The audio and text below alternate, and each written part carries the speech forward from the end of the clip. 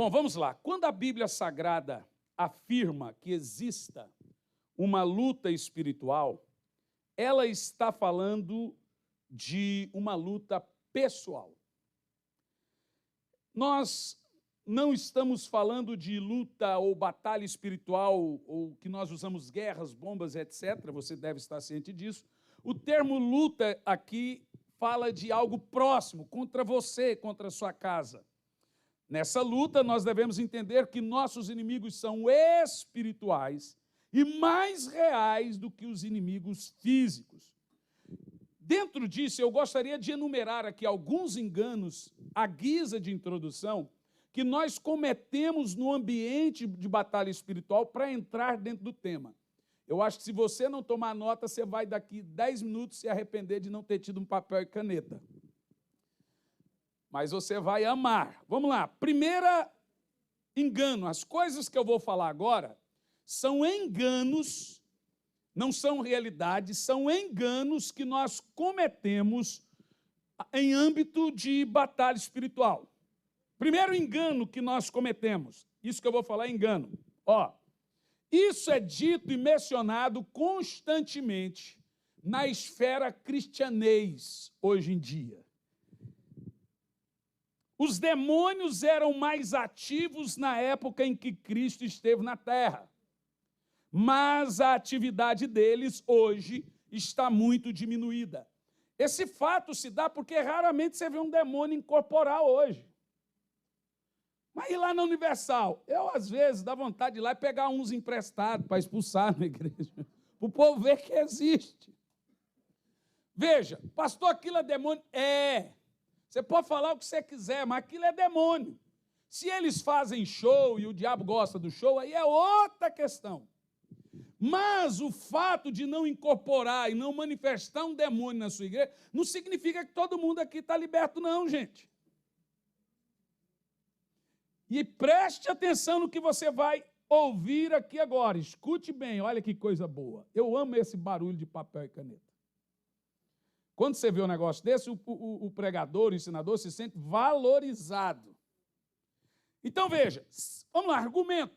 Se os demônios não atuam em nossos dias, ou atuam de maneira menos importante, como boa parte dos líderes que não têm autoridade espiritual, ou pensam que não têm ou não usam, preferem depreciar ou diminuir a importância da libertação, porque Paulo foi enfático em dizer para fortalecermos no Senhor e na força do seu poder, para ficarmos firmes contra as astutas ciladas do diabo.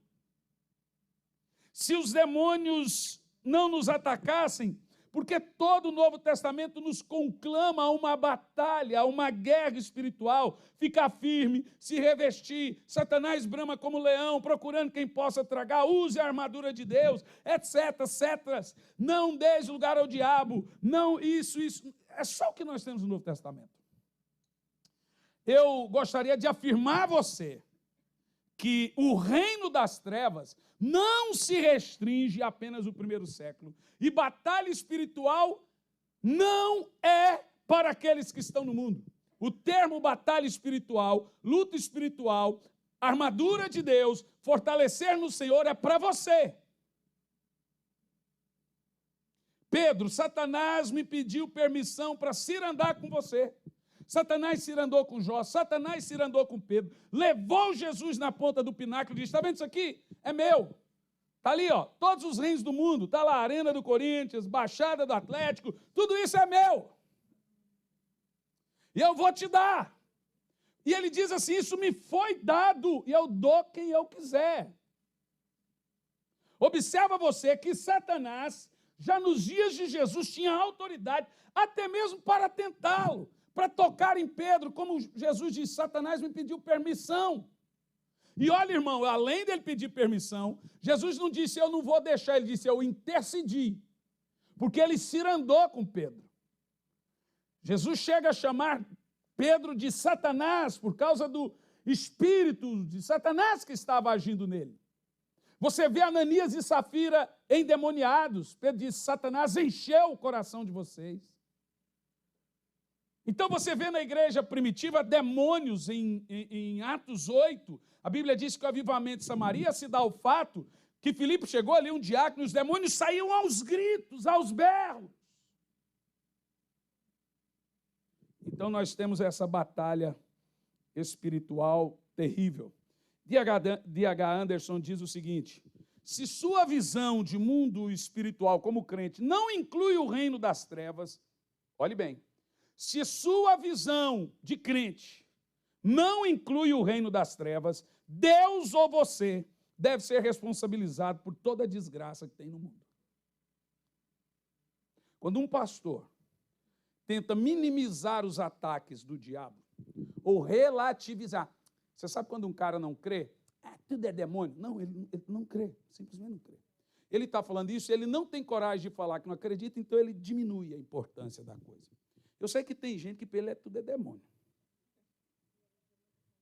Mas a maioria dos que diminui a importância da coisa são os que não creem.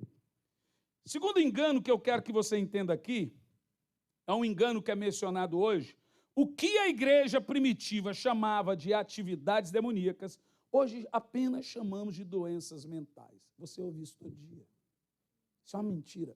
Vou te contar aqui um testemunho. Há muitos anos atrás, especificamente 17 anos atrás, no ano que eu me casei, minha esposa e eu fomos pregar em Santa Catarina, numa região metropolitana de Florianópolis, chamada Forquilinhas.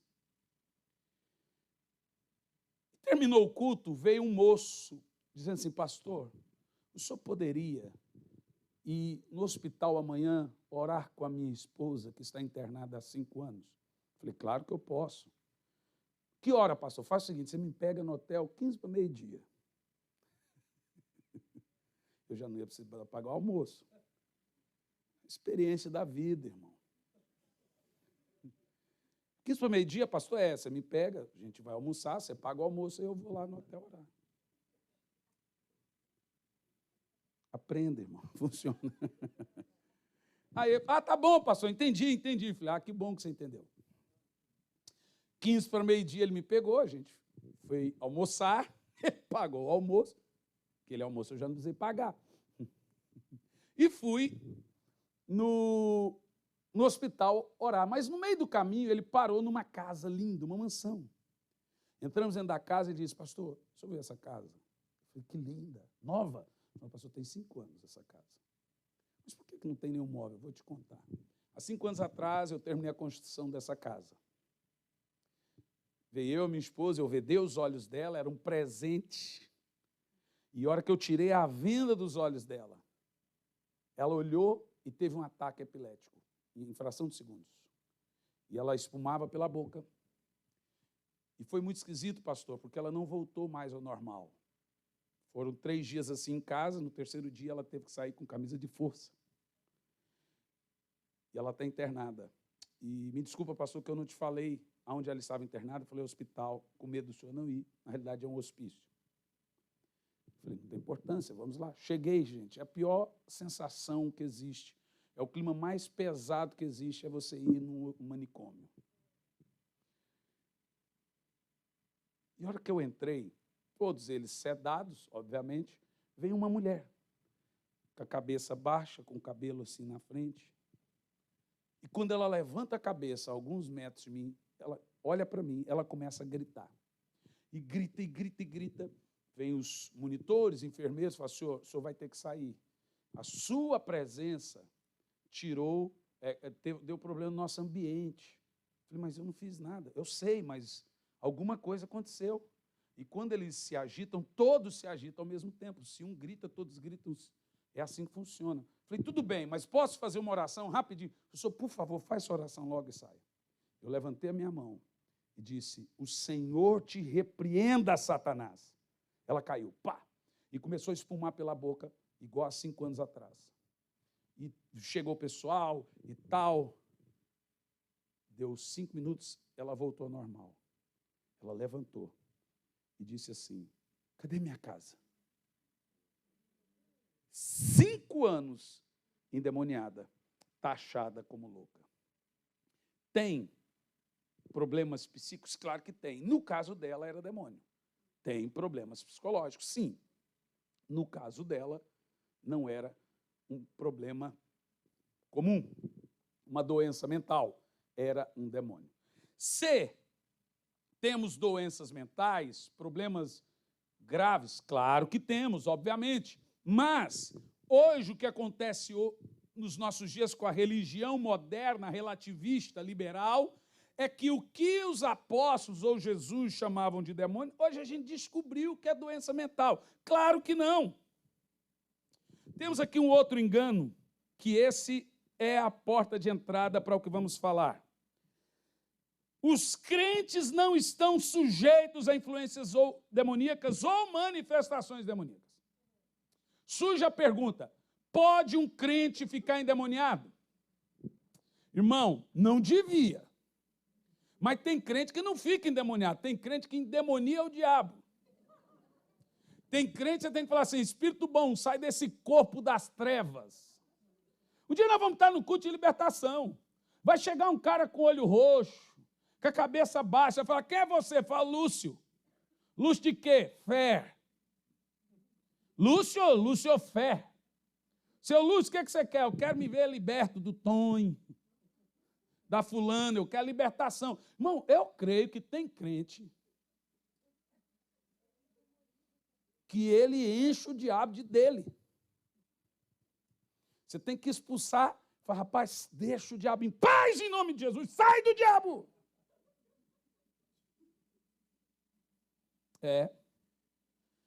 Vou te falar uma coisa, irmão. Agora, vamos responder essa pergunta de duas maneiras. Primeiro, de forma teológica. Porque nem sempre a teologia, assim como a ciência, batem com a realidade. Por exemplo, teologicamente falando, nós não encontramos no Novo Testamento, depois da cruz, a possibilidade de um crente ficar endemoniado. Nenhuma condenação há para aqueles que estão em Cristo Jesus. Ok? Que não andam segundo a carne. Essa é uma parte que crente não lê, porque não está em caixinha da promessa. Na caixinha da promessa está em 3 pontinhos. Só não há condenação. Estamos livres da maldição e etc, etc, etc. De fato, se você pegar o meu livro Incrível Graça, você vai ver que eu não gosto sequer de mencionar a palavra maldição. O que muita gente hoje chama de maldição na graça, nós chamamos de efeitos comportamentais repetitivos. O cara bebeu, o filho veio, vai beber e etc. É uma repetição de comportamento. Você pode chamar de maldição. Eu prefiro falar isso. Porque simplesmente a palavra maldição eu não encontro mais ela no Novo Testamento. Mas são comportamentos repetitivos. Nós encontramos isso. Mas eu estou usando o termo teológico ainda. Eu sou obrigado a fazer isso. Teologicamente falando, um crente não pode ficar endemoniado. Na prática tem um monte. Só quem é pastor de igreja sabe. Ainda mais no Brasil. Vai ser pastor na cidade interior, igual eu fui, em Campo Largo, por 6 anos. Expulsar demônio 3 horas da manhã de cara que é crente há 15 anos. A esposa é crente há 20 anos. O filho de 3 anos de idade falar com voz. E quando o demônio incorpora dentro do ventre? Eu já vi, com os meus olhos, a mulher grávida e o bicho se orando e o bebê chutando e pondo a mão e mexia. Você olha e fala: gente, que isso? Está endemoniado. É possível? Tecnicamente, nós não encontramos base nem para sim, nem para não. Mas temos ali o menino que caía no fogo, caía na água, com o espírito epilético, que a Bíblia chama de demônio. Jesus fala: aqui está uma filha de Deus, uma filha de Abraão, a qual há 18 anos Satanás mantinha presa. Você tem os diáconos Ananias e Safira, que se endemoniaram e morreram. Diáconos. O próprio Pedro. O próprio Judas. Demônio. Judas estava cheio de quê? Demônio. Pedro. Demônio. Jesus falou para Pedro: para trás de mim, Espírito Santo. para trás de mim. Ele falou, Satanás, na vida de um discípulo. Ah, mas o discípulo não tinha de quê, irmão? A Bíblia diz que Jesus, inicialmente, soprou sobre eles e disse, recebeu o Espírito Santo. Eles sempre tiveram. Eles curavam como? Então, nós temos vários relatos na Bíblia, sim. A Bíblia fala, em uma das igrejas da Ásia, que tinha o trono de Satanás, práticas balaônicas, práticas jezabélicas, dentro da igreja. Demônios, crentes que se endemoniavam, crentes que comiam das carnes sacrificadas aos ídolos, crentes adoradores do diabo, crentes dualistas. Israel. Me fala um rei de Israel, tem um que não foi bruxo. Davi, e os outros? Eu posso fazer a lista aqui dos reis que foram feiticeiros, adoradores do diabo, pagãos, cheios de demônios, a nação. Então, nós precisamos entender isso, sem mistificar o ambiente, mas entender com os olhos espirituais o que nós lidamos. Se encontramos na Bíblia, no Novo Testamento, base teológica para dizer que um crente tem demônio, pastor encontra? Não. Mas vira pastor de igreja, me diga se você vai ter crente que tem demônio ou não. Não precisa virar pastor. Vira um crente intercessor de oração e me diga, porque ninguém conhece mais de reino espiritual que intercessores. Me diga se tem crente com demônio ou não. Então aí nós temos um antagonismo. De um lado a teologia, que vai me obrigar a dizer, não tem como. Do outro lado a vivência de um cara que já plantou dezenas de igrejas, que já expulsei demônio de muitos crentes. Ah, mas era crente de verdade? Calma, irmão. Eu já vi gente que tem problemas emocionais, que passam por momentos difíceis. Peca, crente peca. Quem abre brecha para o diabo aí? Você não abre, não? Eu abri umas 10 hoje, sem saber. Até no inconsciente, irmão. Vigia, vaso. A Bíblia diz que a gente não faz nada a não ser pecar. Agora, tem uma diferença de abrir brecha, a palavra brecha é abrir uma avenida. E abrir uma janela grande. Viver na prática habitual do pecado. Pecar inconsciente, irmão. Quando você murmura, é uma brecha. É ou não é? Quando você fala mal do irmão, é uma brechona. Quando você mente, é uma. Quando você não ora, é outra. 3 dias sem orar, pensa na brecha. Quem aqui está 3 dias sem orar? Não responda, por favor, não responda, não quero saber. Não quero saber. Então pense você, imagine o camarada que ele já está com a vida de oração pífia, já abriu um monte de brecha, agora ele começa a pecar, ele ainda é crente, deixou de ser crente, não, ele é crente. Ele está sujeito, porque você precisa entender, dentro desse estudo nosso, nós temos um capítulo aqui que eu chamo os mundos da alma. A alma tem basicamente 5 mundos. O Espírito Santo mora no seu espírito, mas nós temos espírito, alma e corpo. Aonde um demônio moraria? No corpo? Não. O corpo é reagente, o espírito é agente, a alma. O corpo só reagente. O espírito é o agente, o espírito é a pessoa, você é espírito. O espírito é o agente, o corpo é o reagente. E a alma? A alma é troféu, gente. A Bíblia chama você de alma vivente, não carne vivente. Então, o Espírito Santo mora no seu espírito. Você reviveu, eu preguei isso aqui da outra vez. O Espírito Santo veio e morou no seu espírito. Aonde tem um demônio, ele está na esfera das emoções, da alma, da consciência. É outro termo para a palavra alma. É um mundo da alma. Nefesh, Neshama, são vários termos teológicos que nós temos para o termo alma na Bíblia. Então tem um mundo da criação, tem um mundo das decisões, um mundo da própria alma, da volutividade, que é arbítrio, onde mora vício, onde mora criação, onde se compõe música e etc. Isso tudo está ali na Bíblia. Você está entendendo o que eu estou falando? Nós precisamos discernir isso. Então é possível um cara ter o Espírito Santo e ter demônio? Bom, não é possível ele ter a pessoa do Espírito Santo, ter demônio. Mas no caso de Saul, falei isso da outra vez que eu estive aqui. Saul, a mesma hora que ele tinha um demônio morando nele, ele era cheio de demônio, ele ainda assim podia profetizar. Aquela turminha que cura, profetiza, faz milagre, expulsa demônio. Mateus 7. Jesus diz para eles, não vos... Opa! Mas eles expulsam demônio. Mas não tem intimidade com o Espírito Santo. Então, se eles expulsam demônio, não pode ser por demônio. Porque um demônio não expulsa um demônio. Quem disse isso foi o próprio Jesus. Eles não fingem que expulsam. E nem é falso milagre. Jesus não disse que é falso. Diz que expulsam.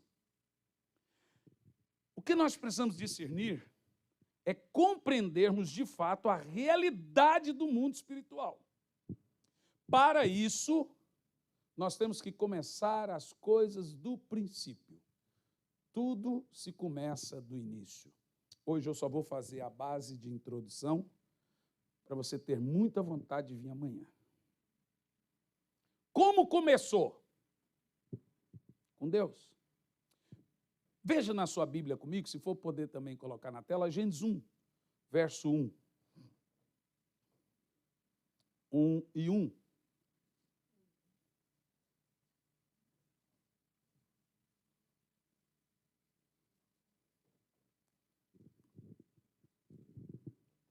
Vai colocar aqui? Vai. Obrigado. Em Gênesis 1:1 nós temos o index do início de tudo. Você já leu isso na sua Bíblia? Pelo menos essa parte eu tenho certeza que todo mundo já leu. Bereshit bara ha Elohim vet ha shamahim. No princípio criou Deus os céus e a terra. A palavra criou é a palavra hebraica bará. Bará significa criou do nada. Com esse texto nós aprendemos que a criação de Deus, inicialmente planetas, nebulosas, universo, buraco negro, tudo que existe no universo, inclusive a terra, sóis, né? Tudo isso foi criado ali. E isso foi criado a partir de quê? De nada, só da sua palavra. Deus falou e tudo passou a existir. Em Gênesis 1, versículo 1. Quando Deus disse, eu crio, a palavra é criar, bará, criou. O que é interessante é que a partir do verso 2 você não tem mais a palavra criou. Tu já viu isso? Você não encontra mais ela criou a partir do verso 2. Apareça, haja separação, colocou Deus isso, colocou aquilo outro. Não existe mais o bará, porque nem o homem foi criado do nada. O homem foi criado de uma matéria existente. Por exemplo, você já leu na Bíblia, Deus criou a água? Mas a partir do verso 2 você vê, a terra era sem forma e vazia. Opa! Havia trevas sobre a face. Por que ele não criou o abismo? Onde é que está isso? E o Espírito parava sobre as... Mas eu nunca li na Bíblia Deus criando a água. E nem Deus criando a terra seca. A única coisa que eu li é ele dizendo que haja separação entre a água e a parte seca. Porque quando eu chego no verso 2, eu já estou vendo ali uma espécie de água só e um abismo onde tinha trevas e a terra embaixo da o quê? Das águas. Olha outra coisa interessante para você aprender sobre uma curiosidade bíblica. Primeira coisa que Deus cria, haja luz. Não temos a palavra bará, temos a palavra haia, que é a da nossa palavra portuguesa cal. Essa palavra significa apareça. É cal. Q-A-L, cal. Haja, é cal. Todo haja que você lê aí é apareça. Cal. Palavra hebraica, cal. Quando Deus diz haja luz, cal, Olha que coisa interessante. Mas só no quarto dia vem o sol. Que luz é essa? Porque ele faz o sol no quarto dia. Mas primeiro que ele faz, haja luz. Oh, e agora? Bugou? Isso é muito bom. Porque eu quero que a sua mente bugue umas 30 mil vezes. Porque eu vou mexer com isso que você chama de mente. Ela vai dar tilt. Sabe aquele primeiro dia de academia que você volta para casa com muita dor nos ossos, nos nervos? É mais ou menos assim que vai acontecer com sua mente. Você vai exercitá-la muito, tanto, que ela vai ficar, ai, que dor. Nós não estamos lidando com crianças. As crianças têm a cabecinha melhor que a gente, porque estudam mais. Meu filho chega ao ponto de fazer 3 provas no mesmo dia.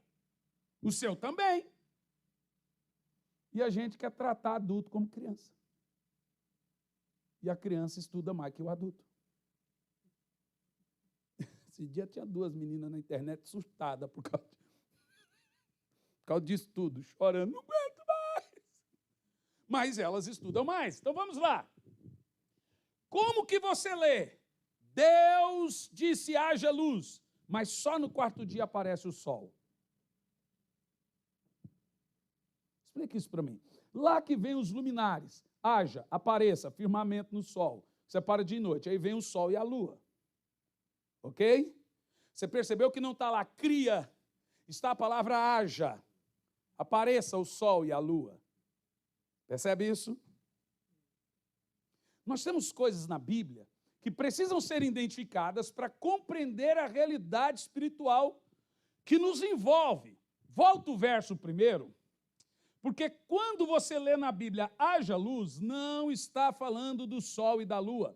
Se você for hoje na ciência, depois de muitos anos, nós vamos perceber que a Terra possui luz própria. Essa luz foi a luz. Se acabar toda a luz da Terra, não tiver sol e lua, óbvio que vai ter um caos. E o fato do caos do Gênesis 2 é porque justamente o sol e a lua não estavam no lugar. Então temos uma era terciária. Porque tudo se movimenta com o sol e a lua. Seja ondas, seja plantações, seja o seu cabelo, seja a sua pele. Tudo depende das estações da lua e da posição do sol. Que coisa interessante. Não é verdade? Eu não sei se é verdade, mas as cabeleireiras dizem que tem o dia certo da lua para cortar o cabelo. Se você cortar na lua errada, o cabelo fica pior. Eu acho que isso é conversa, irmão, mas é verdade mesmo. Tem época do ano, se você, tal lua você cortar, ele fica bacana. Para plantar, que coisa! Eu sempre pensei que isso era conversa, mito de salão de beleza. Eu corto cabelo sempre a hora que precisa, irmão, com lua, sem lua. Tem gente que não precisa cortar, ali, ó. Tem uns que não tem necessidade de cortar o cabelo. Aquele ali, por exemplo, né? Qual lua do ano você...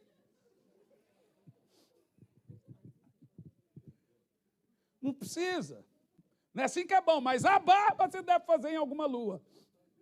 Ou espera um caminhão de gilete tombar. Mas veja bem, o que você precisa entender? Todo o mistério do reino espiritual está em Gênesis 1, verso 1, Gênesis 1, verso 2. Tudo que você precisa saber estão nesses 2 capítulos. E por que você não sabe?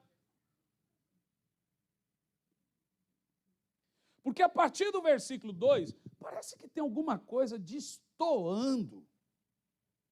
Mas eu disse que só parece, mas não está destoando. Eu não sei se o pastor Maurício, você, se eu te mandar algo no seu WhatsApp, você consegue mandar para pôr na tela?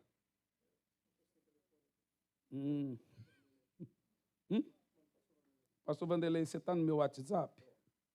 O Elias Dantas? Me manda um WhatsApp aqui, pastor. Para eu achar você.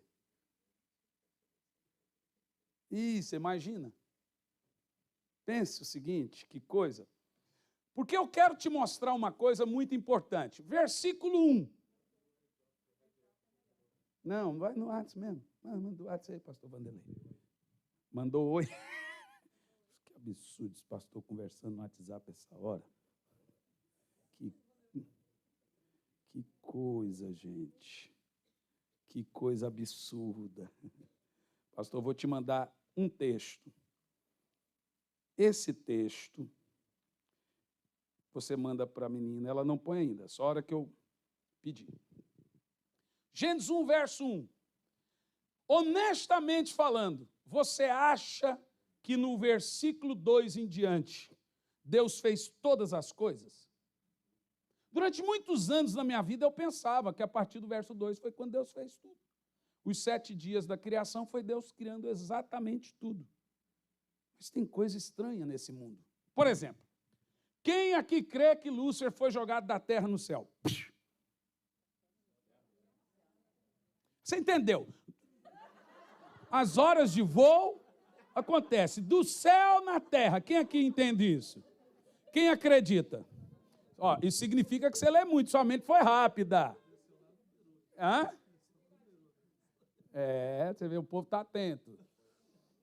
Vamos lá. Quem crê que Lúcifer foi arremessado do céu na terra? Quem sabe disso? Será que ele foi lançado na terra? Bom, se ele foi lançado na terra, e nós vamos ver isso, em qual tempo? Antes da criação ou depois da criação?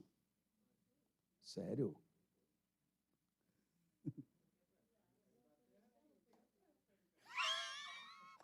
Esse bugar que é bom. Vamos lá.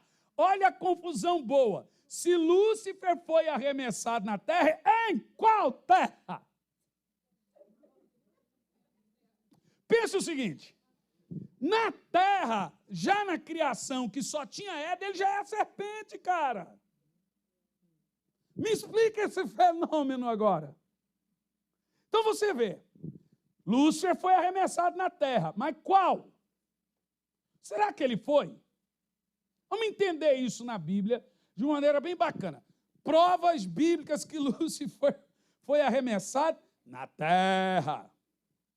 Terra nostra. Isaías 14, verso 12, por gentileza. Vamos ver se ele veio para essa terra aqui nossa. Porque se Lúcifer foi arremessado na nossa terra, como? Se a criação dela se dá a partir do verso 2. Nos 7 dias. 6, né? Porque no 7 o Senhor descansa. Olha para você entender como que o conhecimento nos ajuda. Isaías 12, verso 14.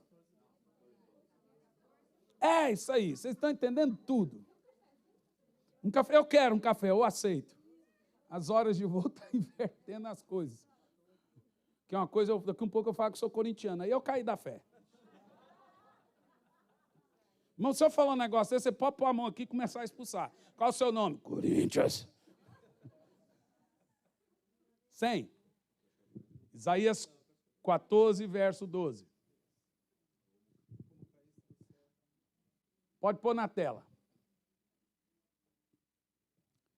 O que é muito interessante é que esse texto também comprova que Lúcifer foi o primeiro ser criado. No início, Deus criou o universo, tudo, planetas, constelações, nebulosas e etc, etc. Quando ele foi criar seres, não pense você que Deus criou Jesus e nem o Espírito Santo. A palavra criou, Deus ali é Elohim, no plural.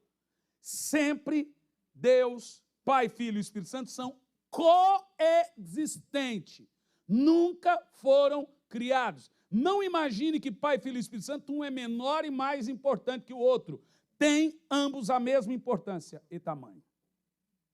Cada um operou em tempos e ciclos diferentes. Hoje, por exemplo, é o tempo do Espírito Santo. Não que ele é mais importante. Hoje tem a importância do tempo dele. Ok? Então, hoje é o período dispensacional da atuação do Espírito Santo. Mas lá numa eternidade, que eu nunca sei qual, a Bíblia usa um termo que você talvez nunca entendeu, chamado eternidade passada. E a primeira vez que eu ouvi eternidade passada e eternidade futura, eu falei, para mim eternidade é eternidade, como ela pode ser passada e futura? Mas eu comecei a entender o que significa eternidade passada e eternidade futura. Eu vou explicar aqui com 2 livros, para você entender. Eternidade passada. Eternidade futura. Aqui fala do milênio. Eternidade futura. Aqui fala da queda de Lúcifer. Eternidade passada. E aonde que nós estamos? Nesses 3 livros aqui. O que eu estou dizendo? Hoje existe uma linha chamada tempo. Antes não existia o tempo. Era a roda do relógio. O tempo foi quebrado por causa do pecado, passou a se chamar tempo. Deus não está no tempo. Deus é atemporal. Ele nunca caiu. Jesus é o Tav e Vav. Ele é alfa e ômega. O texto sugere que Jesus está com a mão nas 2 linhas do tempo. Na eternidade, ele vai pegar esse tempo quebrado e vai ligar, e não haverá mais morte. Aí a Bíblia diz que volta a ser eternidade. Jesus está no alfa e no ômega, no princípio e no fim. Agora vamos lá. Você caiu lá do céu. Você que dominava as nações. Você foi derrubado no chão. Continua. Que versão é essa? Não usa isso não. Sangue, fogo na terra. Essa Bíblia não. Essa Bíblia tirou os termos pecado, tirou o termo inferno, para tudo parecer assim mais agradável, a linguagem de hoje. Se você puder usar o Ferreira de Almeida e King James, se tiver. Se não tiver, a gente vai resolvendo e despregando. Mas se você tiver, mas vamos lá, vamos continuar nesse texto aqui um pouco, você acha outra, para ganhar o tempo. Verso 13. Travou. Verso 13. Não, depois você acha outra Bíblia. Vai nessa mesmo. Verso 13.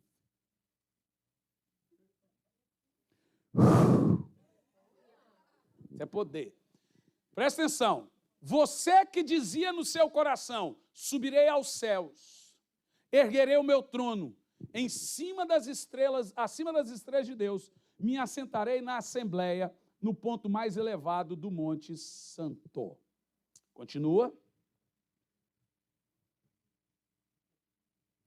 14. Eu sopro ou não, gente? Verso 14. Faltou poder agora. Eu vou tomar o café. No verso 14 diz, subirei acima das mais altas nuvens e serei semelhante ao Altíssimo. Agora olha o verso 15.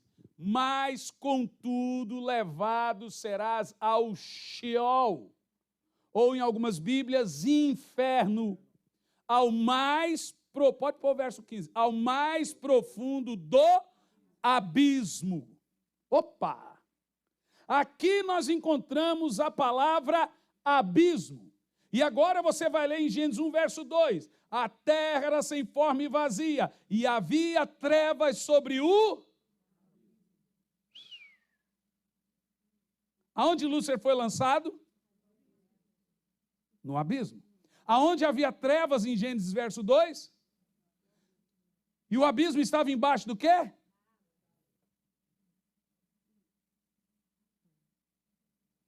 Uau! Entendeu ainda não? Mas vai entender. Você pensa que entendeu, mas eu te garanto que você vai entender. Pode ficar tranquilo. Vai por mim que você vai entender. Presta atenção. As profundezas do Sheol. Sheol é a palavra hebraica para inferno. Hades é a palavra hebraica para inferno.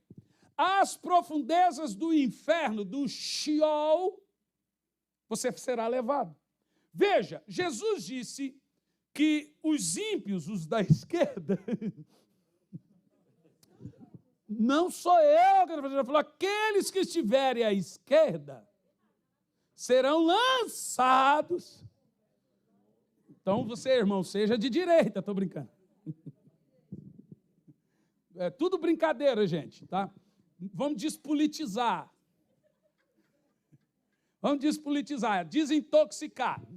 Jesus está dizendo, os que estiverem na esquerda, vão dizer, malditos para o... Vocês vigiam, gente.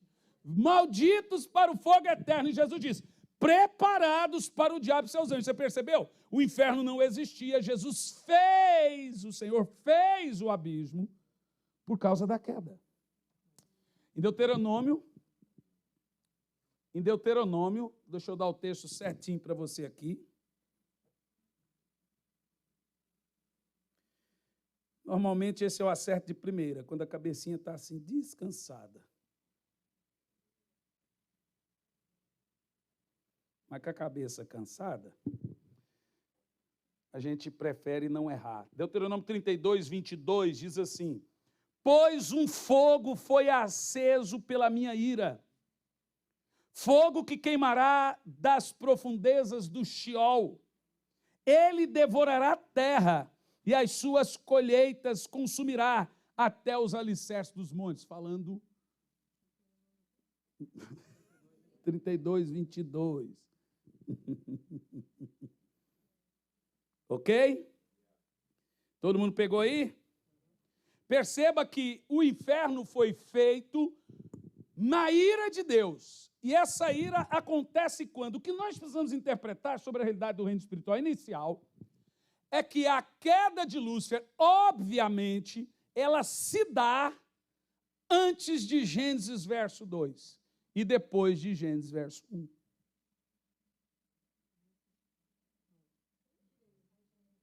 Que bom. Antes do 2 e depois do 1. Fica evidente para nós que nós temos um gap de zilhões de anos entre os dois versículos. E por que nós temos a prova desse gap? Ou esse intervalo, esse pulo?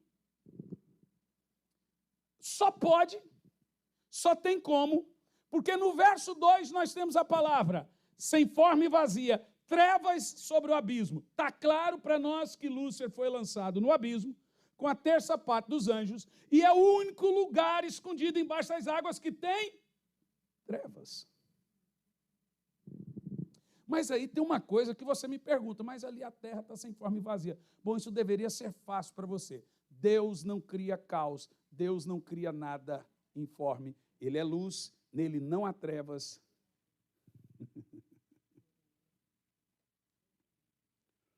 Então vamos lá. O texto que você mandou para ela, a fotinha, pode colocar. Presta atenção, que eu vou mostrar para você aqui a palavra definitiva para forma. Porque a palavra hebraica que nós temos para forma e vazia é tohu, bohu. Eu estou na palavra tohu, que é forma. Quando você lê, a terra estava sem forma. O que importa é a palavra sem forma. A palavra hebraica que temos é tohu. E o que significa? Estar, veja lá, tohu. Tem a aerográfica hebraica, que é um desenho, e vem a palavra tohu. Aqui é um index em hebraico do Strong. Isso é uma enciclopédia, gente, de muitos livros. E antigamente você tinha que pegar essa enciclopédia de grego, hebraico, aramaico e ter um número ali. Você tinha que ir lá com aquele número e saber qual era a palavra raiz que está ali na Bíblia. Qual é a tecnologia? Alguém fala, pastor, só sabe hebraico, sem nada. Tem um aplicativo de R$95, não sei quantos dólares, você baixa. Todas as palavras da Bíblia estão elas indexadas nesse aplicativo, chama Oliver Tree, Oliveira Verdadeiro. Você tem? Que coisa boa. Olha aí, gente. E aqui nós temos sem forma e vazia. A palavra forma ali, leia você comigo, tohu, significa o quê? Procedente de uma raiz não utilizada, significa estar... Uau! Você lembra que Isaías nós lemos assim, você, falando sobre Lúcifer, que transformou a terra em um deserto, enfraqueceu as nações. Quando Jesus usa a parábola que um valente sai de uma casa, ele anda por terras áridas, procurando quem possa tragar, etc. Quando Jesus perguntou, Deus, perguntou para o diabo, de onde você vem? De passear a terra e vadiar por ela. O texto ali sugere que a terra estava, ou também pode ser traduzida por se tornou devastada, obviamente. Está claro isso para vocês? E agora começa a fazer sentido. Aí nós temos um norte para a interpretação certa das perguntas que você achava que não tinha resposta. Ora, se Lúcifer caiu, ele caiu antes da criação. Se ele caiu na terra, como nós lemos aqui, Jesus disse, eu vi Satanás cair na terra como um raio. Apocalipse 12, a partir do versículo 2, você tem também a interpretação de Lúcifer sendo arremessado na terra. Por favor, põe na tela Apocalipse 12, a partir do versículo 2. E aí vamos seguindo o texto para pegar o contexto.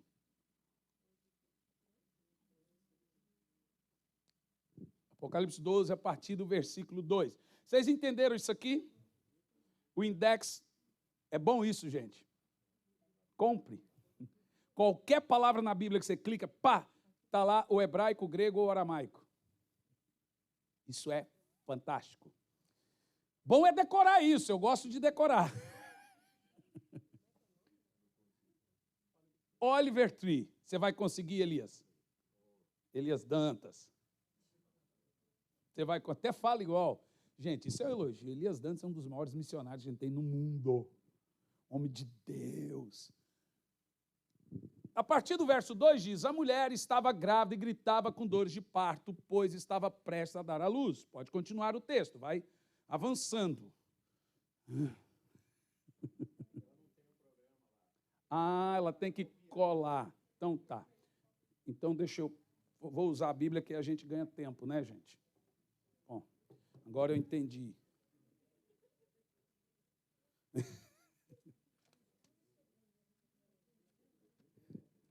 Amanhã a gente tem esse programa. Pela fé eu vejo agora de Jesus, meu Salvador. Pela fé também.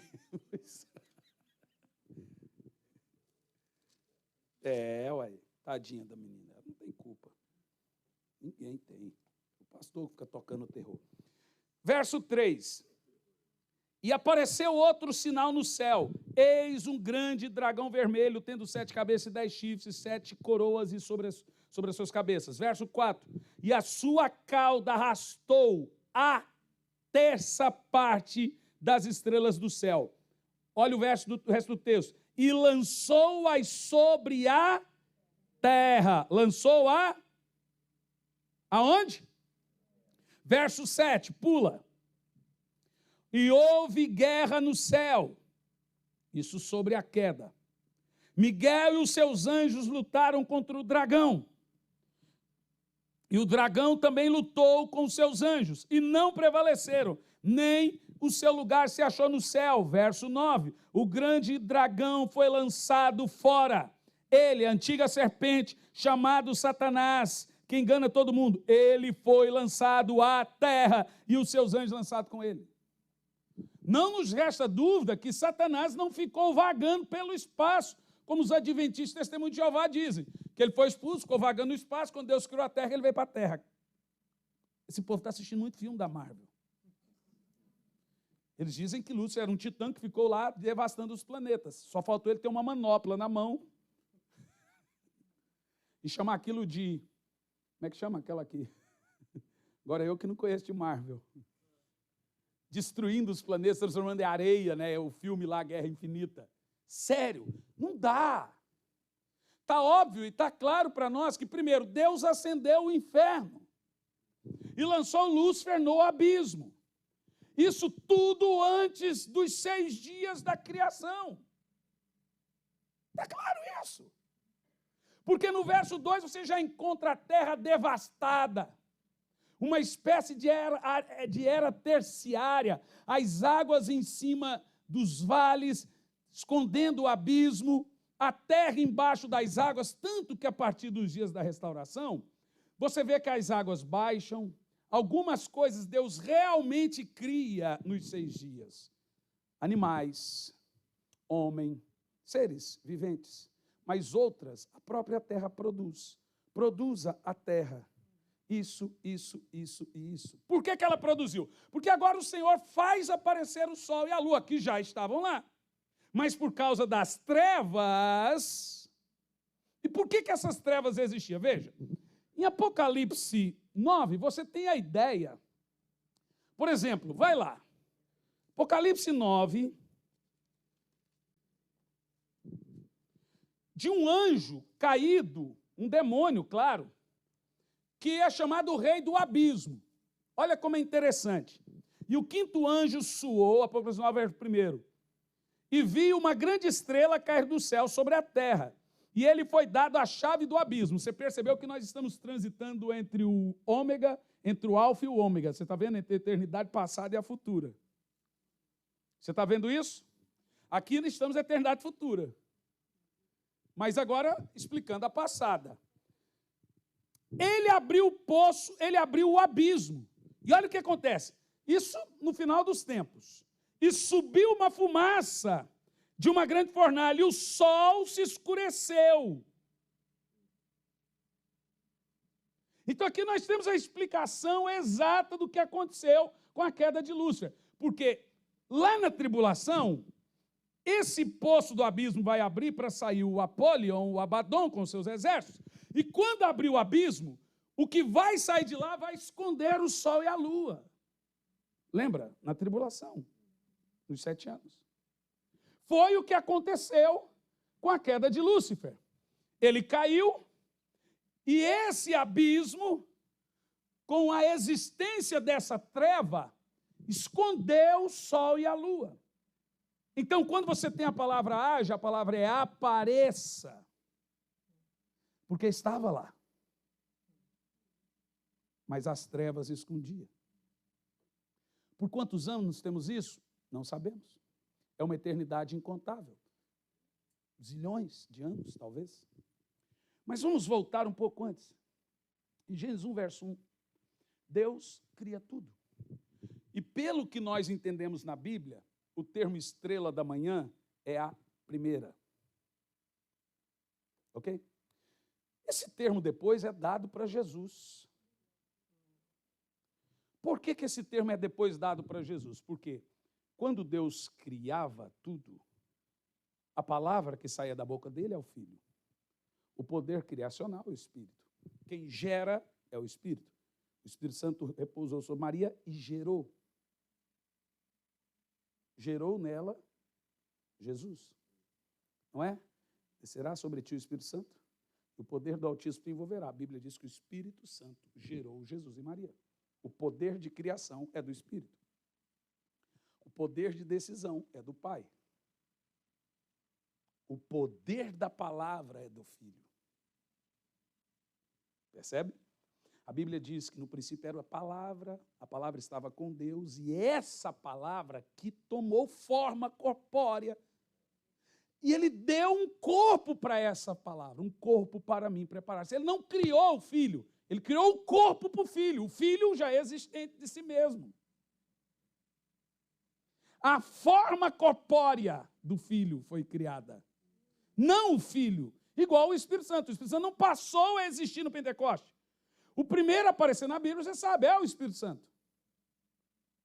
Mas veja, como o Espírito Santo gera Jesus em Maria, ele gera Jesus em você. Paulo fala, gemo com dor de parto até que Cristo seja gerado em vós. Então o Espírito Santo também repousa sobre você para gerar Jesus em você da mesma forma. Se é o Espírito Santo quem gera as coisas criadas, é Jesus a palavra da criação dele, por ele, para ele, são todas as coisas. Sem ele, nada do que foi feito se fez. É o Espírito Santo o designer. É Deus, o Pai, o designer, o idealizador. Eu vou fazer. O Filho diz, então vamos lá. Pá! Ele faz. E o Espírito Santo é o poder para realizar. Percebeu agora? Agora, Jesus, ele sempre existiu. E essa forma corpórea foi um dia criado, não ele. Um corpo para mim preparaste. Quando a Bíblia diz que ele é o primogênito da criação, não está dizendo que ele é o primeiro a ser criado, está dizendo que ele é o primeiro a herdar. Ele é o herdeiro. Dele, por ele, são todas as coisas. Quando o Pai criou o universo, ele disse, é seu filho. De tudo, Deus fez tudo para ele. Tudo, antes de tudo, tudo era de Cristo. Sempre foi dele, por ele e para ele. Sempre foi ele que estava sentado no trono. E o Pai está numa luz inacessível, onde o homem jamais viu e nunca vai ver. Paulo falou, João 1,18 diz, Deus nunca foi visto por alguém. O Filho unigênito que o mostra. Então quem que Moisés viu? Jesus. Onde está o Pai? Sempre no Filho. Ele é a imagem visível do Deus invisível. Só se vê o Pai quando se olha para o Filho. Sempre foi assim. O Pai é Espírito invisível e imortal. E ele decidiu, Filho, eu vou me mostrar através de você. Você imagina a Trindade como uma coisa pagã. Thor, Odin. Tem gente que pensa que tem ali um velhinho. Cara, sério que você imagina que é assim? Se Adão não tivesse caído, nós estaríamos com Jesus no jardim.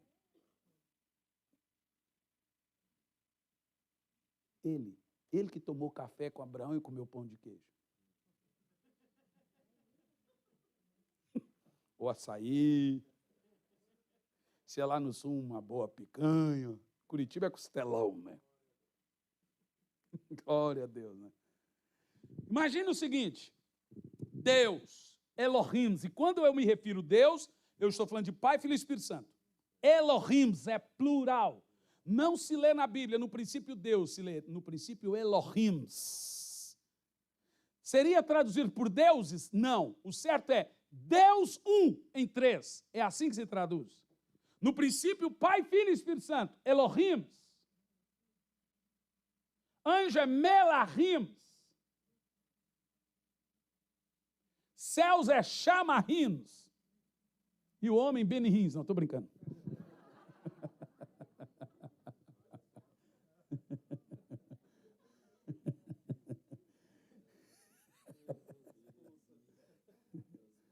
Mas deixa eu concluir aqui a minha parte.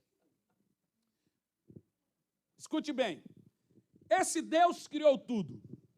De acordo com a Bíblia, nós entendemos que teve 3 seres primeiros a serem criados por Elohims, Pai, Filho e Espírito Santo. Os primeiros Melahims, que são anjos. E anjos é igual a você, com uma diferença, nunca caíram. Já te explico. O primeiro ser a ser criado, ele levou o nome de Lúcifer. Apesar que Lúcifer não é um nome, é um título.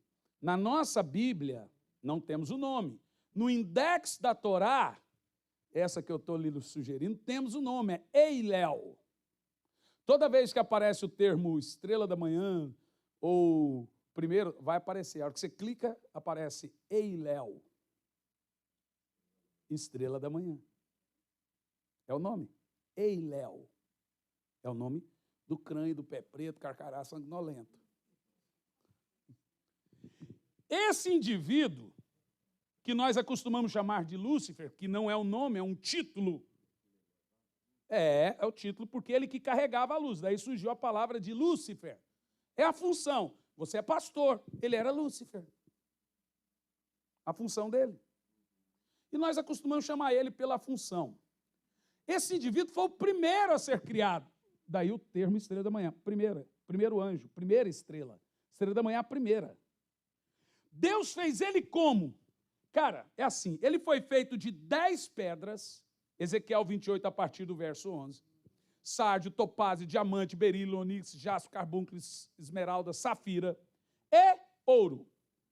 Só que o ouro tem uma coisa interessante. Esse indivíduo não tinha essas pedras, ele era a composição dessas pedras.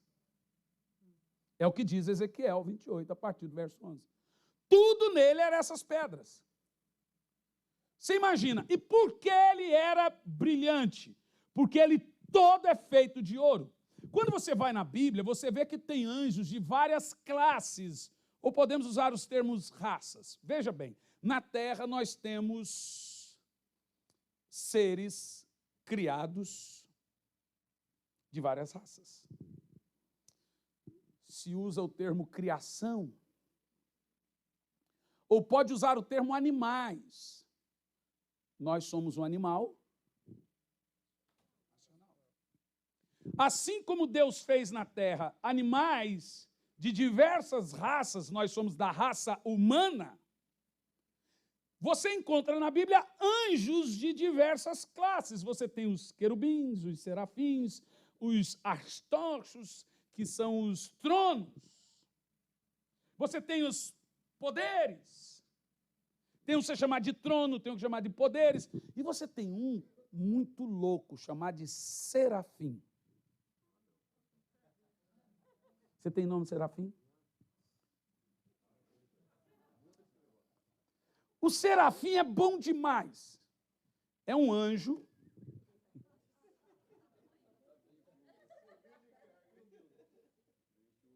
Eu vou mandar para pôr lá na tela o serafim.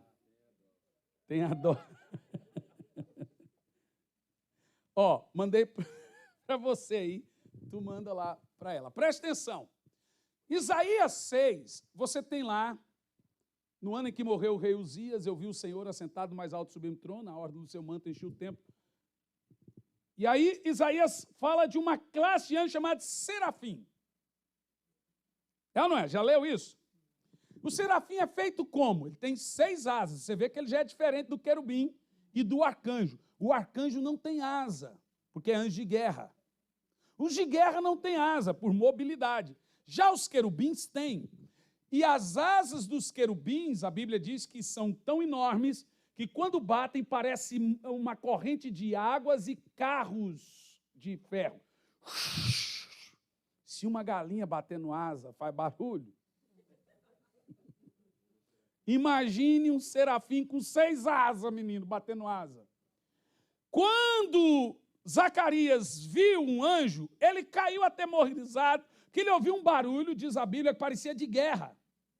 Imagina, esses anjos voando, o tamanho deles. Bom, vamos ver, de acordo com a Bíblia, na cidade santa, em Jerusalém, tem 12 portas. Em cada porta, 2 querubins. A porta tem 12 metros. Os querubins têm a altura da porta, a cabeça encosta no umbral da porta.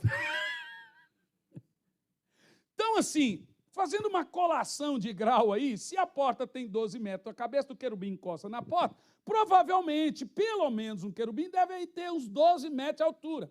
Faz sentido, porque o próprio Jesus, quando pisar no Monte das Oliveiras, Zacarias 14, 5, um lado do pé estará para o norte, outro no outro lado, e embaixo um vale, onde os israelitas vão fugir, cumprindo o que o Senhor disse: eu vou ajuntar vocês como a galinha faz com seus pintainhos. Olha o tamanhozinho de Jesus. Pensa, se ele vai sentar num trono, e de nenhuma nação, de todos os habitantes da terra, em todas as eras, vai conseguir ver ele assentado no trono, ele é muito pequenininho. Se a terra é o estrado dos seus pés, que pequenininho ele é.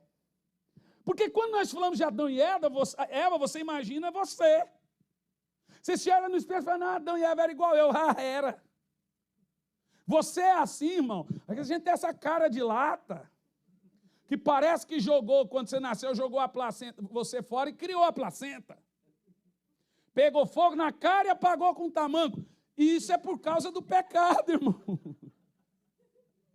Gente, pense, quando nós estivermos na eternidade, nós seremos como os anjos, em força e poder. Se nós seremos como os anjos, é porque fomos como os anjos.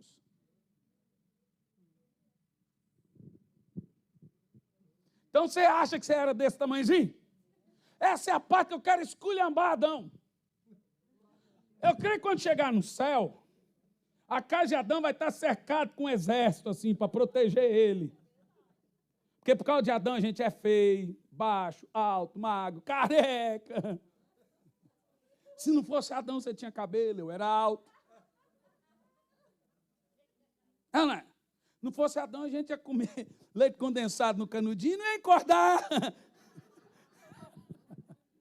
Mas o infeliz, o desinfeliz desse corintiano, chamado Adão, o cara me resolve pecar. Olha o que acontece. A Bíblia diz que Adão tinha poderes atilados. O que significa? Ele era igual aos anjos em força e poder. Aí, em tese, podemos conjecturar que ele andava sobre as águas, em alta velocidade, e talvez, não posso provar, até voava. Quem sabe, por que não? Você vai voar. Imagina você voando pelos planetas. Seremos iguais aos... Opa! Que coisa tremenda. Você já sonhou com você na eternidade? Não, já. Você já sonhou com você voando no sol, no céu, entre os planetas. É o seu futuro. Toda vez que você sonha, você está sonhando você na eternidade. A Bíblia diz que Deus pôs em você a eternidade. Você sonha com ela e não sabe. Então pensa o seguinte. Deus cria esse indivíduo por nome Lúcifer. Ele é tão reluzente porque ele inteiro é composto de ouro. Ezequiel 28, a partir do verso 11 em diante. Ele inteiro é feito de ouro. E mais 10 pedras, quer dizer, a 10ª é o ouro. Mais 9 pedras. Veja você, se você entrar na internet hoje e pesquisar a composição química dessas pedras que você lê, inclusive o ouro não tem átomo terrestre. Pesquisa na internet, você vai ver que o ouro não tem átomo terrestre. Quem já viu isso?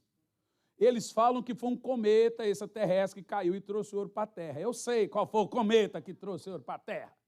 E o que faz sentido que a Nova Jerusalém é de ouro. O que faz sentido que lá no céu é tudo de ouro. É óbvio que o ouro não é daqui. Calma aí. Os irmãos são, rapaz do céu. Eu vou beber café. Sangue, fogo. Veja. Não só Lúcifer, mas como toda a classe de anjos por nome querubins tem essa composição. Todos eles são feitos assim. É uma classe de anjos por nome querubim. Quando Deus expulsa Adão e Eva, ele põe 2 querubins. Então eles são anjos protetores, são anjos guardadores de alguma coisa. O que Lúcifer guardava? A Bíblia sugere o monte do culto. E essas 10 pedras que Lúcifer era criado, são as mesmas 10 pedras que Deus pôs no peito de Arão. Do sacerdote. As 10 pedras que tinha no peitoral de Arão, eram as 10 pedras que Lúcifer foi feito. Ele tinha uma função de culto, de sacerdote do monte da congregação. O ouro era toda a beleza dele. Eu imagino esse indivíduo fora de série. A Bíblia diz que era perfeito, a sua formosura se estelava pelo universo. Agora, como que ele caiu? Depois que Deus fez Lúcifer, que ele foi o primeiro, ele fez um segundo. Um arcanjo. Eu já usei termos arcanjo que não existe na Bíblia. Mas eu percebi que existem termos plurais para arcanjos, porque não tem só um anjo de guerra na Bíblia. Por exemplo, por incrível que pareça, o nome Miguel não tem a ver com a guerra, mas ele é anjo de guerra. É aquele que é semelhante a Deus. Já Gabriel, que parece não ser de guerra, é o soldado do Senhor, guerreiro de Deus. Mas você vê Gabriel, é um arcanjo. Arcanjo, ele tem seus próprios exércitos. Cada anjo desses que aparece na Bíblia, eles têm os seus exércitos. Você viu, lemos em Apocalipse, que Miguel e os seus anjos lutaram contra o dragão e os seus anjos. Lúcifer tinha seus anjos, foi o que ele arrastou após si, a terça parte. Gabriel tem os seus anjos. Toda vez, que coisa mais interessante que eu achei na Bíblia, por isso que a editora Batista me pediu o texto, me pediu o livro, é que o que é mais interessante na Bíblia é que Miguel, todas as aparições dele na Bíblia é relacionada a Israel. E Gabriel, todas as aparições deles na Bíblia são relacionadas a coisa concernente à igreja, seja no passado ou no futuro. Vamos ver, ele apareceu para Daniel, revelando o futuro da igreja. Ele aparece para Maria, para José, falando sobre Jesus. Podemos sim entender que nós temos um anjo, um arcanjo, que luta por Israel, e um arcanjo que luta pela igreja. Nós temos esses dois anjos na Bíblia, Miguel e Gabriel. Gabriel apareceu para apóstolos, apareceu para profetas, Miguel apareceu para lutar pela nação de Deus, ele é chamado de príncipe dos exércitos de Israel, ele é o príncipe da nação de Israel. Já Gabriel, ele tem a ver com a mensagem da eternidade futura. Daniel, eternidade futura. Não, quando ele aparece para Daniel, ele revela a eternidade futura. Tudo que está na eternidade futura é relacionado à igreja. Ele aparece para José, está falando sobre o sacrifício de Cristo, a nova aliança, a graça, etc. E aí podemos discernir isso, sim. De fato, não temos nenhum problema nessa, porque nós vemos a operação dos dois. Ambos são anjos de batalha. Mas por que Gabriel, então, chamou Miguel para a luta? Veja, ele não chamou Miguel para a luta. Ele estava num terreno hostil que não lhes pertencia. O príncipe da Grécia, o príncipe da Pérsia, eu estou indo, mas vem outro príncipe, ele chama de governos da região. Não era terreno dele, era terreno daqueles principados. Lembra? Jesus fala, o príncipe desse mundo está aqui, mas ele não tem poder sobre mim. O mundo jaz no maligno. Pertencente a ele, o próprio Satanás disse a Jesus, tudo isso te dou, porque é meu, eu dou para quem eu quiser. Paulo chama ele de príncipe desse século, Deus desse século.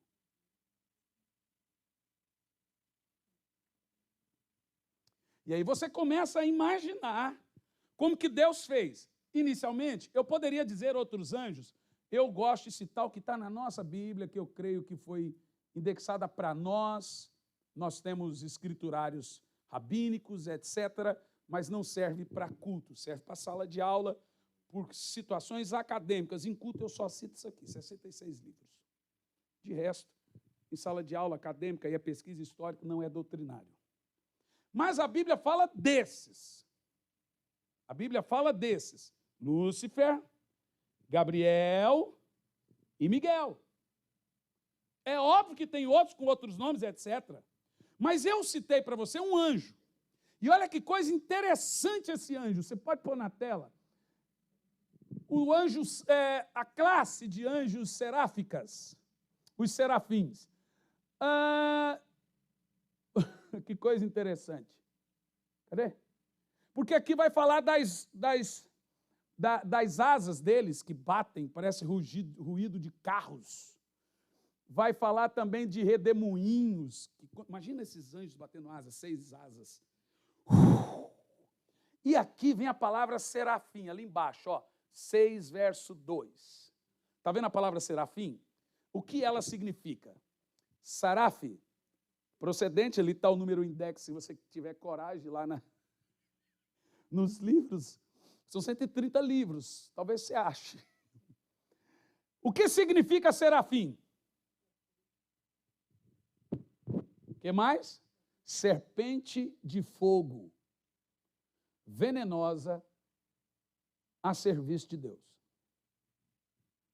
Leia de novo. Leia.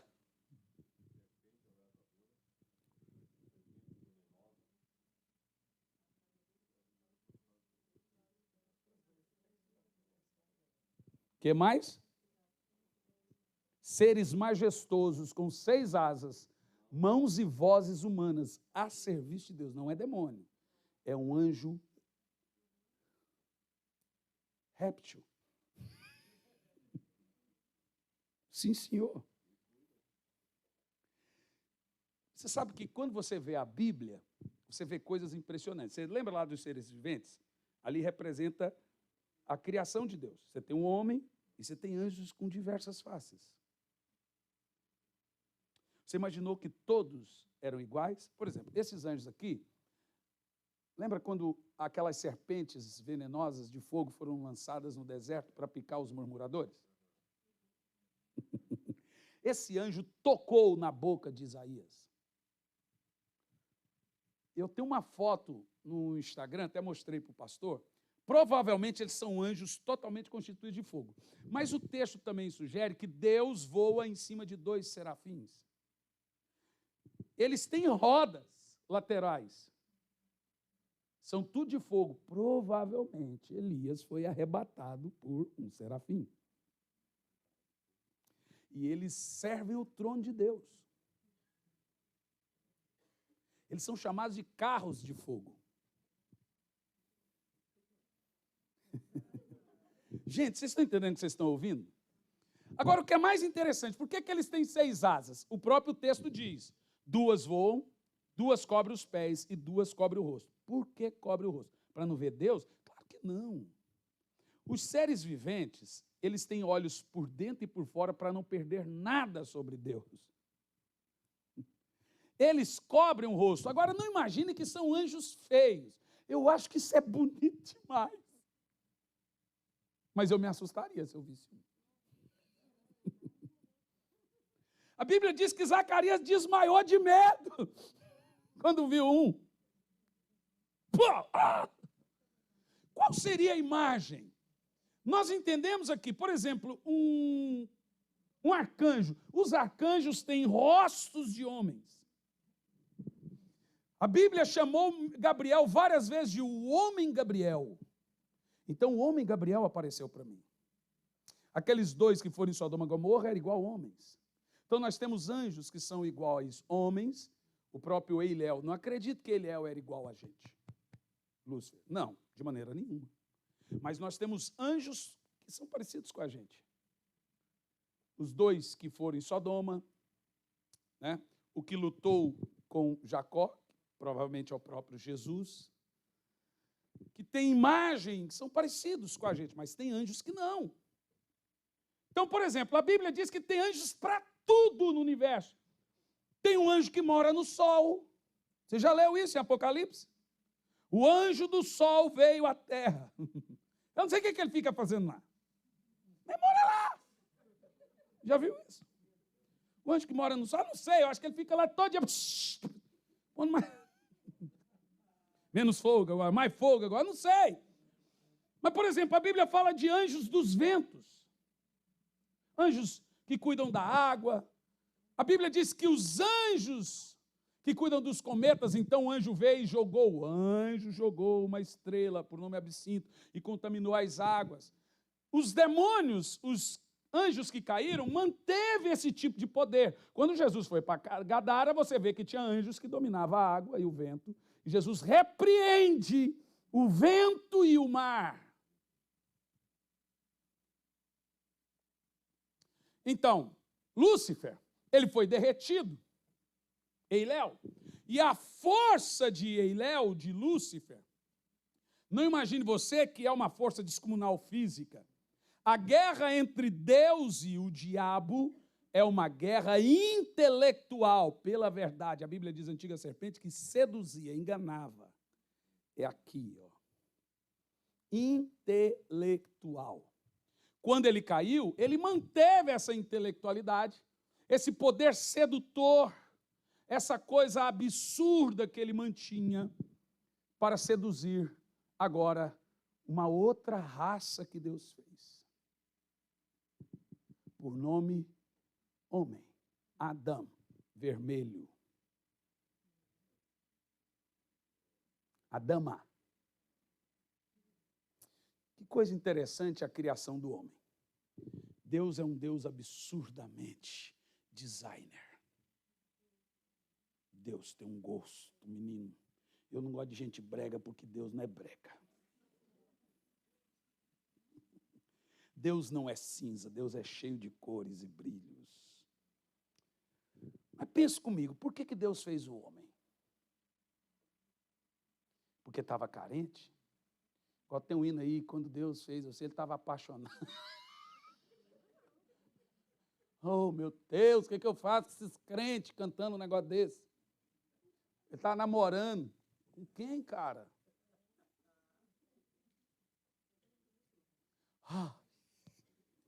Mas vamos lá.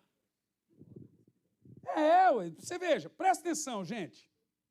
Eu gosto de, quando eu estou ensinando, estamos aqui nesse seminário de batalha espiritual, eu gosto que você fica vislumbrando a coisa. Isso faz parte do ensino. Veja bem, depois de Deus criar tudo,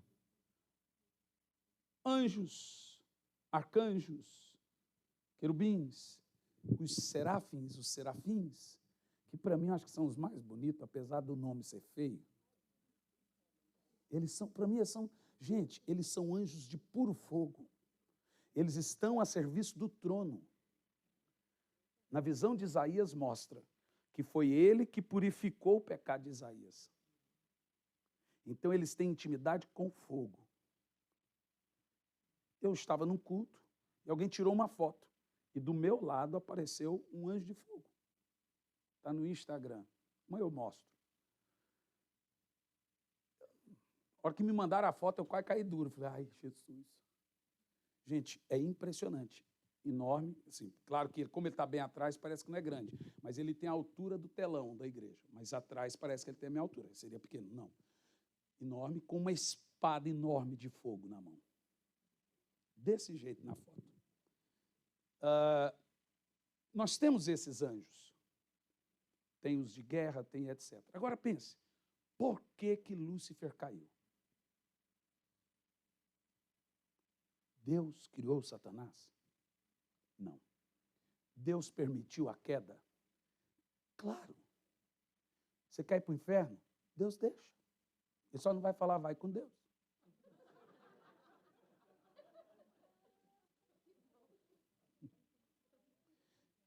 Seria Deus Deus se você fosse um robô?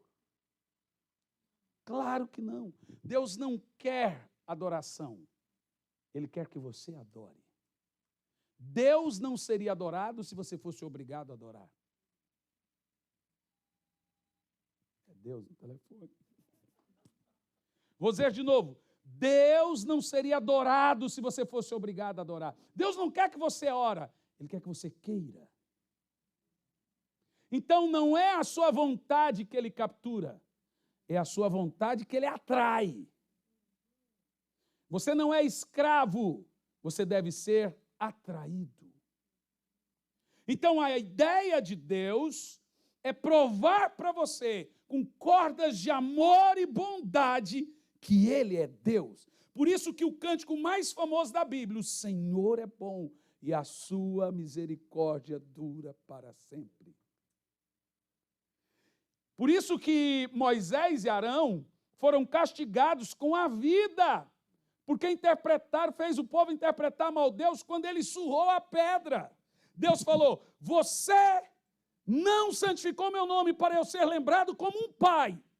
Está lá no texto, em Quedes Barneia. Arão morreu na hora, e Moisés depois, porque Deus queria ser lembrado como um pai. Moisés falou assim, vocês, rato, pá, bateu na pedra. Deus não queria que fosse lembrado assim. Deus sempre quis ser lembrado como um pai. Por quê?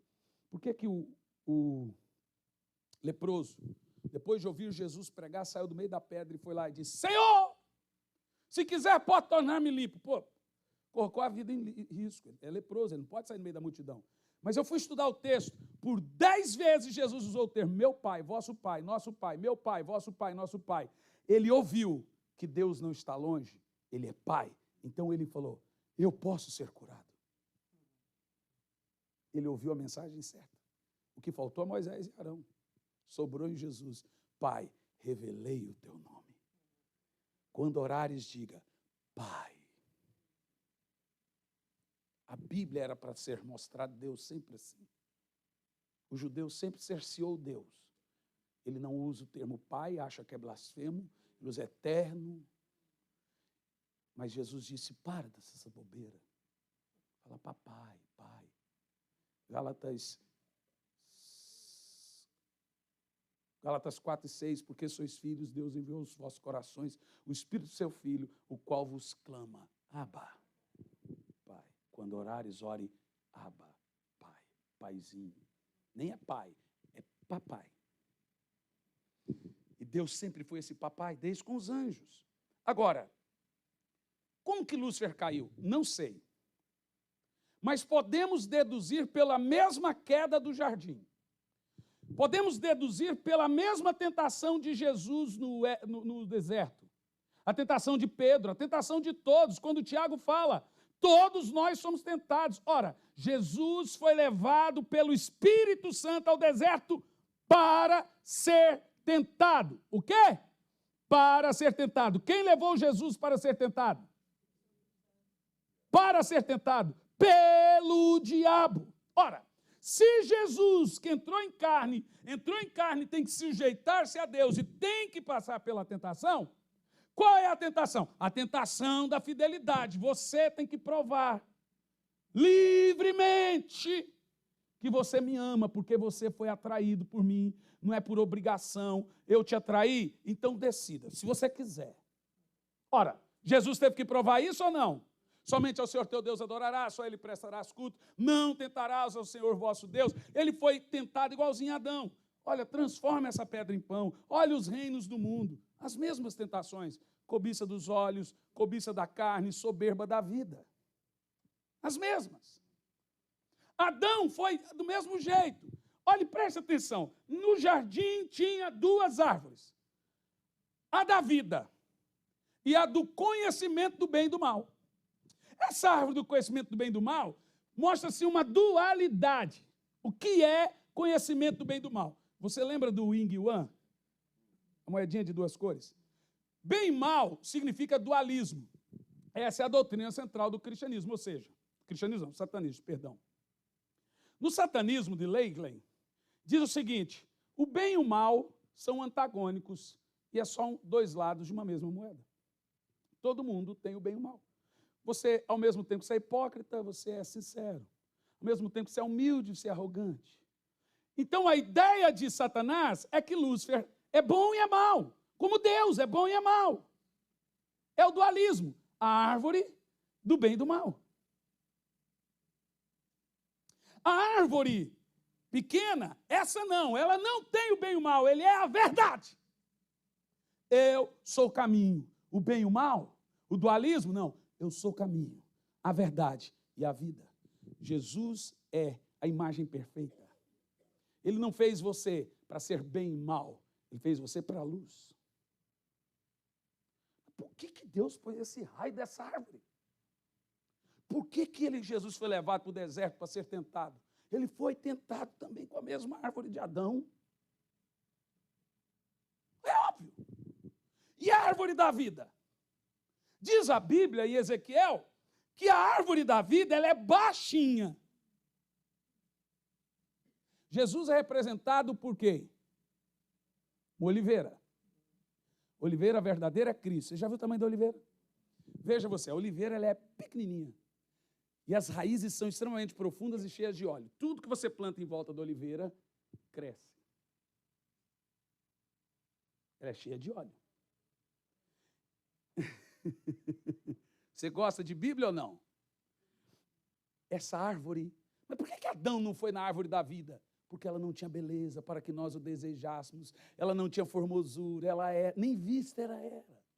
Agora, a árvore do dualismo, eis se coloca diante de ti a bênção e a maldição. Está lá, a árvore do conhecimento do bem e do mal. O dualismo. É a árvore da tentação. Gente, todo mundo é tentado. Por que você tem que ser tentado? Primeiro, para você saber. Eu vou te explicar. Ezequias não sabia que ele era orgulhoso, até vir a provação.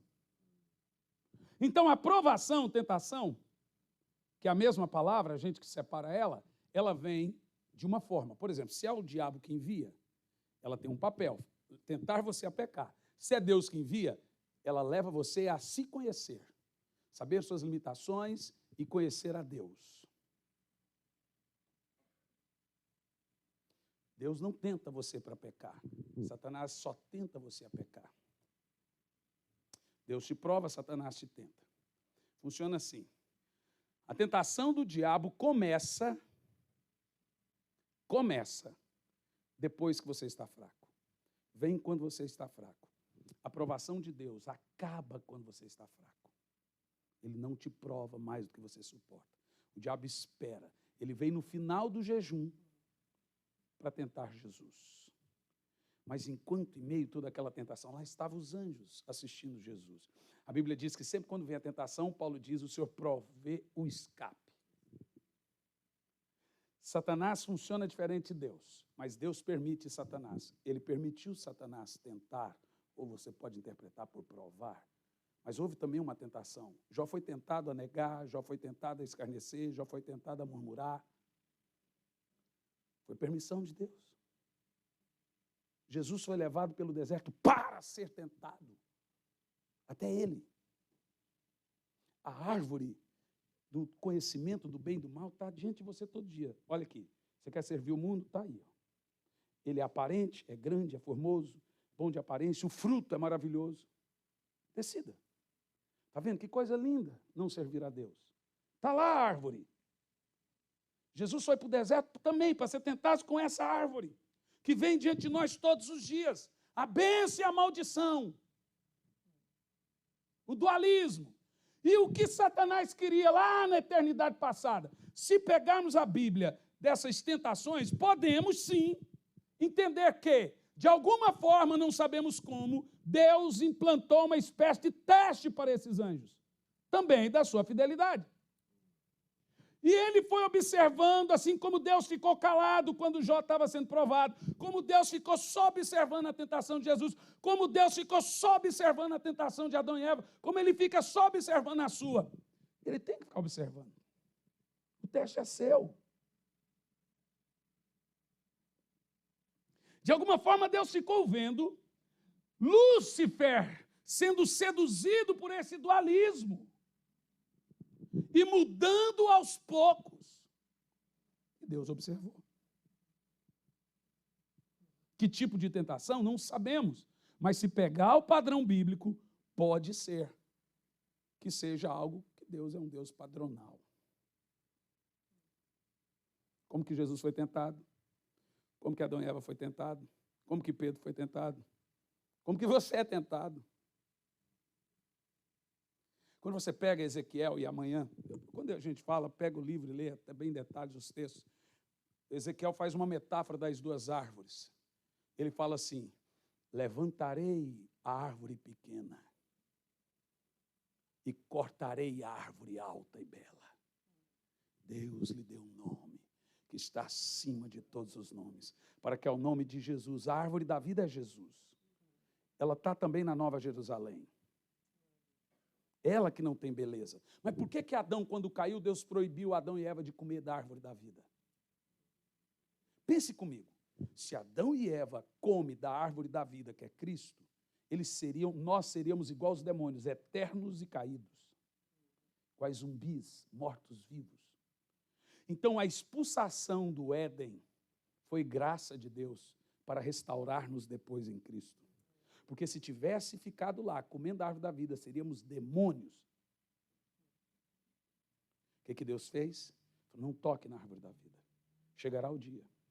E agora Jesus diz, quem quer, vem e coma de graça da árvore da vida. Sabe o que acontece com você? Você comeu dessa árvore. Ele é o pão vivo que desceu do céu. Coma desse Coma, Pedro. Coma do meu corpo. Coma dessa árvore. Veja que na cruz ele envergonha o diabo. E agora dá para esse Adão caído. Agora é a hora de comer da árvore. Coma da árvore da vida. Quem comer do meu corpo e beber do meu sangue tem parte comigo. Adão não teve parte. Deveria. Agora, você comeu da árvore do dualismo, da doutrina de Lúcifer, doutrina inicial que ele passou para os anjos. Nós podemos ser bons e maus. Por que tem que ser só luz? Pode ter treva também. E a terça parte acreditou nele. E o que o homem tem hoje no seu coração é a semente da serpente. Ao mesmo tempo que ele é bom, ele é mau. Paulo disse, o bem que eu quero, isso eu não faço. O mal que eu não quero, isso eu faço. Isso é o conhecimento do bem e do mal. Isso é o bem e o mal na mesma natureza. Ao mesmo tempo que ele transparece bom, ele faz coisas diabólicas. É a árvore do dualismo. É a natureza adâmica que tem dentro do homem. É a semente da serpente que todo ser humano nasce com ela. Quem ensinou seu filho a mentir? É a semente da serpente. Todo mundo nasce mal. Ninguém ensina seu filho a puxar o cabelo de alguém, a morder. Pensa o seguinte, minha filha bebezinha mamando. Faltava leite, ela mordia o seio até sair sangue. Ah, isso é normal, pastor. Ok. Tira o cérebro dessa neném e põe na cabeça de um adulto. O que faria com a mãe? Responda. Você tem coragem? Você tem coragem? Responda. Mataria e nem sentiria culpa. É natureza. Agora, quando você vem e come da árvore da vida que Cristo, você passa a ter a natureza de Cristo.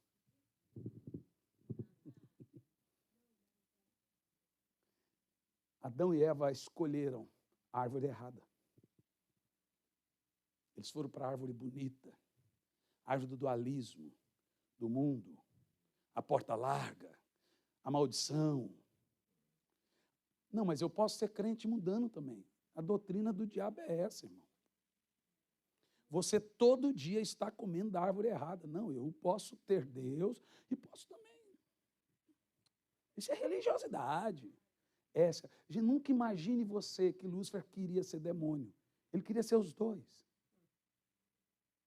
A árvore do bem e do mal. Eu quero ser crente, mas também posso ter uma vida social ali fora, do bem e do mal. Mas se você ama o mundo, se torna inimigo de Deus. Escolha qual árvore você quer comer. Uma é baixinha, não tem beleza, não tem formosura. A outra é agradável aos olhos. O fruto é gostoso. A Bíblia não diz que a árvore do outro lado do jardim era só má. Eram os dois, dualista. Deus não é dualista. Não tem como. Ou você tem Deus, ou não tem Deus. Ah, mas se a gente for seguir a Bíblia, a gente nem vai viver. A ideia é essa. Aleluia, aleluia, aleluia. Eu queria ficar até 3 da manhã, mas vamos terminar. E amanhã a gente continua. Eu vou, a partir daí, continuar. Porque Lúcifer caiu. E acredito que ele teve essa prova que nós temos, que Jesus teve, que Adão e Eva teve. De alguma forma, ele optou pela doutrina religiosa do bem e do mal ao mesmo tempo. De mundo e igreja. De mentira e verdade. De pecado e santidade. É só o que tem hoje na religiosidade, é o dualismo. A doutrina luciferiana continua, relativizando a Bíblia. Não é bem assim. Foi assim mesmo que Deus disse, o primeiro teólogo liberal. Foi assim mesmo que Deus disse. O primeiro teólogo a relativizar a palavra de Deus foi Lúcifer. Foi assim mesmo. Será que você não interpretou errado? Não é bem assim, não. Você sabe, eu tenho um problema comigo. Eu não leio a Bíblia sem orar. E você sabe por que eu não leio sem orar? Quando você lê a Bíblia sem orar, você lê. Quando você lê depois de orar, você tem a revelação. Os seus olhos espirituais são abertos quando você ora antes de ler. E eu leio a Bíblia. Eu fico muito com raiva quando eu entro no avião e estou cansado. Eu durmo. Quando eu não estou, eu fico lendo, escrevendo. Aí vem tudo. Quando você pega lá na Nova Jerusalém, no centro da cidade, tem a árvore da vida. Jesus foi a árvore da vida, ele foi a pedra que andava com os hebreus, ele foi o cordeiro preso entre os arbustos para Abraão, ele foi a água, ele foi o pão vivo, o maná que desceu do céu, ele sempre esteve lá. Ele foi o anjo que Davi teve a visão lutando. Ele foi o anjo que Josué vinha e disse, tem um anjo lutando conosco, era ele.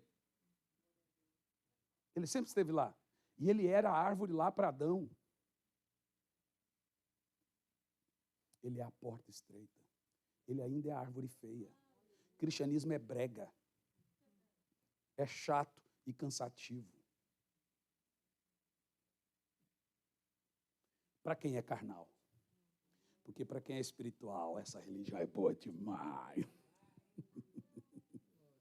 Quem tem intimidade com a árvore da vida, cospe na árvore do mundanismo e cristianismo ao mesmo tempo. Você entendeu agora? Por que Lúcifer caiu? Pelo mesmo motivo que Adão. Pelo mesmo motivo que Judas. Pelo mesmo motivo que Saul. Pelo mesmo motivo que Salomão. Pelo mesmo motivo que muitos cristãos. Pelo mesmo motivo que Jesus não caiu. Ele foi tentado em tudo, mas não pecou. A Bíblia diz, Romanos 8 e 29, ao que dantes conheceu, também os predestinou para se tornarem a imagem e a semelhança de Jesus, para que ele seja o primeiro entre muitos. Eu tenho uma árvore para comer, hoje ainda, antes de dormir e a hora que eu acordar. Sempre quando você ora, você está comendo a árvore da vida. Sempre quando você ora em língua, sempre quando você lê da Bíblia, sempre quando você está orando, falando, você está comendo da árvore da vida que é Cristo. Coma, Pedro, quem não comer da minha carne, da minha árvore. A Bíblia chama você também de árvore. E diz que essa árvore tem que dar fruto ainda. Só um adendo. Dessa árvore, lembra em Gálatas 5 que tem 9 frutos? Está faltando um. Porque para cada mandamento de Moisés, na nova aliança, o Espírito Santo produziu um mandamento do Espírito. São 9. Oh, mas está faltando um. Se são 9, cadê o outro mandamento? Ok. Para o sábado, nós temos uma pessoa. A Bíblia diz que Jesus é o primeiro fruto. Aí nós temos 10 frutos. Cristo, que é gerado em você, e as 9 virtudes do Espírito em Gálatas 5, que é o fruto do Espírito. Essa árvore é você. Se ela não produzir esse fruto, ela não serve para nada. Se ela não produzir Cristo, se ela não produzir paciência, bondade, benignidade, etc., etc., vai cortada e lançada no fogo. Sabe qual é o nome disso? Meu filho me perguntou. Revelação. Meu filho falou, pai, o que é revelação? Eu falei, quando você abre a Bíblia, a letra fica gigante, pá, e bate na sua testa. Revelação é simplesmente quando você entende o que você lê. Eu tenho que parar, gente, eu tenho que parar, fique em pé. Mas amanhã nós continuamos, eu sei que você quer continuar. Temos muita coisa para falar. Agora, amanhã é sábado, eu quero fazer ou amanhã ou no último dia um período de oração por libertação. Mas vai manifestar demônio, mas que coisa boa, a gente expulsa. Rapaz, manifestação de demônio é a melhor coisa do mundo. Pior é demônio que não manifesta, só sai com jejum e oração. Os que manifestam, sai, ele vai embora. E os que não saem, não fica escondido. Eita, fala é nada, tem alguém que vai dormir no sofá hoje. Não venha pedir, pastor, me ajuda, estou com crise no casamento. Para depois dessa. Ai, pode. Ah, ela gosta do culto, eu entendi o que você falou. Irmãos, posso fazer um pedido? Eu vou estar ali. Você vai adquirir os 5 livros, eu quero dedicar os livros. O pendrive está tudo muito coladinho e completo. Tudo com pendrive, as 30 mensagens, os 5 livros, $90. Está ótimo. Não sei se conseguiu a máquina. Então só à vista. Pega o nome, amanhã passa na máquina. Quem quiser comprar no cartão, dá o nome, amanhã passa na máquina. Senhor, estava tão bom o ensino, Senhor, mas temos que terminar o culto. Amanhã, Pai, nos dê graça e sabedoria para entendermos toda a realidade do mundo espiritual. Nos dê o discernimento do reino espiritual. Porque amanhã vamos entrar em batalha espiritual. Agora já não é mais Lúcifer, é Satanás, mostrando quem somos no reino espiritual. Somos seres humanos dotados de força espiritual. E essa força só tem quem é de Cristo. Lhe dei poder e autoridade para pisar serpentes, escorpiões, e sobre todo o poder do mal, e nada lhes causará dano algum. Nós somos o exército nessa guerra. Cubra-nos com teu sangue. Cubra-nos o nosso consciente, o nosso subconsciente, o nosso inconsciente, nos dando uma noite tranquila.